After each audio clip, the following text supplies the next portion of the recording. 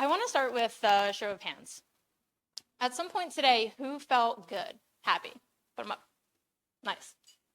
Keep them up. If at some point today you also felt less good, you're hungry, you're kind of tired, something went wrong.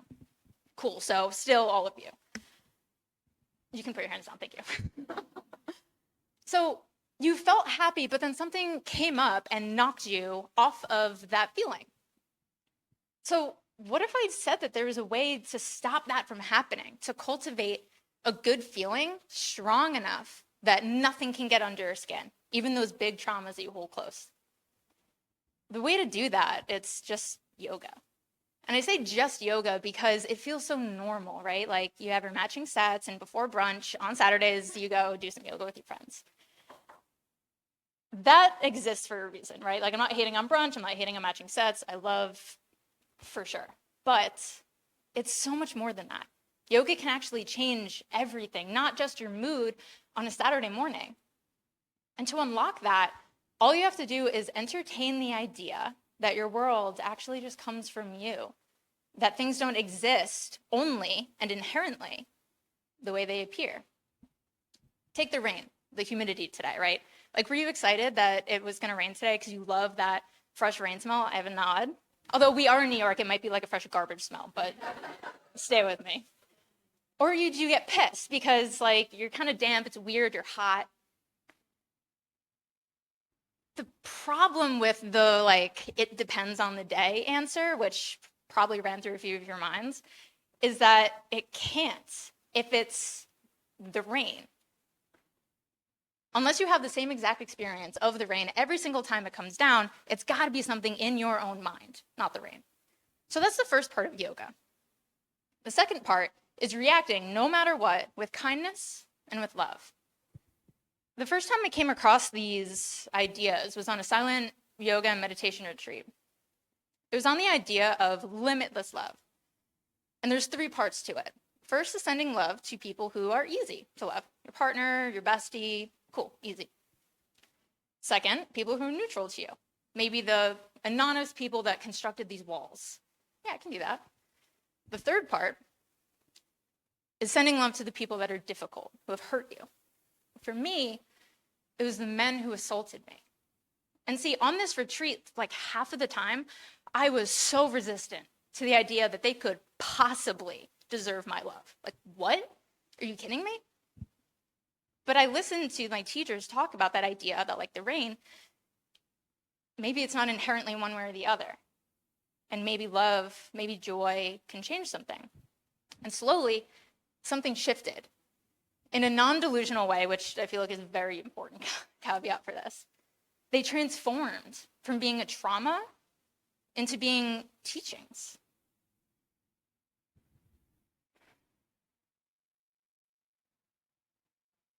For years, I didn't see that. It took these teachings and that retreat for me to stop building up those armored walls of resentment and anger, ready for a fight. Because I mean, shit, when I was a teenager, 3 separate times somebody didn't hear me say no or refused to listen to me say no, and I lost a fight. So I've just cultivated this identity of being tough. Don't worry about me, I got it, I'm good. Don't need you, I'm good. But through these teachings, I started to realize that just like the rain, it's not good or bad inherently. Just like the rain, those men don't exist naturally as monsters. They probably have families that love them. So who are they? Are they lovable family members? Are they monsters? Are they strangers that you have no opinion of when you walk down the street? Can they be teachers? Fuck, I think they have to be. Because if they didn't do what they did, I wouldn't have learned how my heart can shift, how much it can open, and how unshakable I can be. Because I took the teachings from that retreat on love, and I looked at those men with unflinching honesty. And through that lens, that things don't exist naturally and inherently one way, and with the responsibility of responding with love, it would be a mistake to keep thinking that they were awful and to keep holding on to that rage. At the start, I asked if you'd felt good at any point today. And that's so important because that's the other side of it. Because when you start to clean up the anger, whether it's one big thing or a million little things, you have all this room for joy. Like, now that I transformed that darkest shit, the hottest rage, and the coldest fear that I've ever felt, I transformed that, and now day-to-day inconveniences got nothing on me keeping my cool. Like, getting cut off in traffic, cool, I hope you get there in time. The Wi-Fi cutting out at work, I'll get there when I get there. My team's got it till I can get on. Friends that don't follow through on things, like, cool, that's all right. I got you anyway. The biggest way that I saw the joy fill in those gaps was in my relationship. And he's here now, and this is the first time he's actually in this room. And it's really, really special for me. Thanks, guys. We've been together for almost 9 years now, and we've always been buds. But since I met these teachings, it's become impossibly sweet. And somehow that girl that was so closed off and tough and cold became the girl with more love and joy in her life than she knew existed in the world. She became the girl with the husband that's her best friend, that makes her feel safe and cherished every single day. And now I get to be softer. I became somebody that can be safe for others.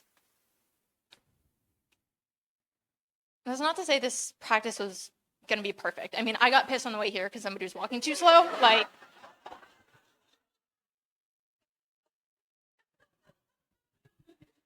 but it doesn't have to be perfect. Just, can you resist your resistance to loving more?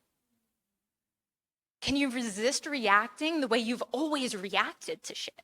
And just pause, like, for one moment if you're mad, and not respond so harshly.